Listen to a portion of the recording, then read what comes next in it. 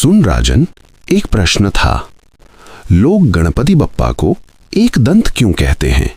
यदि वे पूर्ण देव हैं तो उनका एक दांत कैसे टूटा?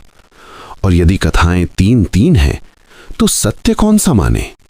बताओ राजन, क्या शास्त्र भ्रमित है या मनुष्य की समझ अधूरी है? पहली कथा।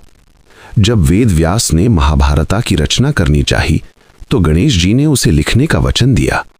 लेखन के मध्य जब लेखनी टूट गई तो वचन की रक्षा हेतु उन्होंने अपना दांत तोड़कर कलम बना लिया। दूसरी कथा। जब परशुराम कैलाश आए तो गणेश जी ने उन्हें रोक दिया।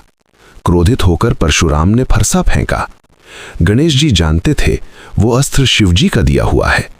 उसका मान रखने हेतु उन्होंने वार सह लिया और एक दांत टूट गया। तीसरी कथा।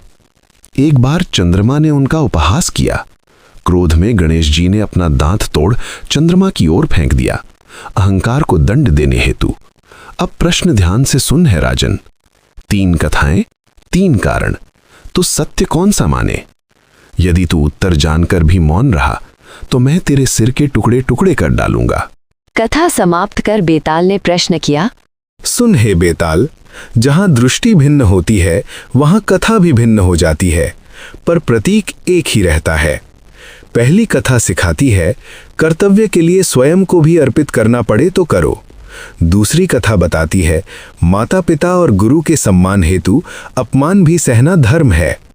तीसरी कथा चेतावनी देती है अहंकार का अंत निश्चित है। दांत टूटा नहीं बल्कि संदेश बन गया। भगवान अपूर्ण नहीं हुए बल्कि मानव को पूर्णता का मार्ग दिखा गए।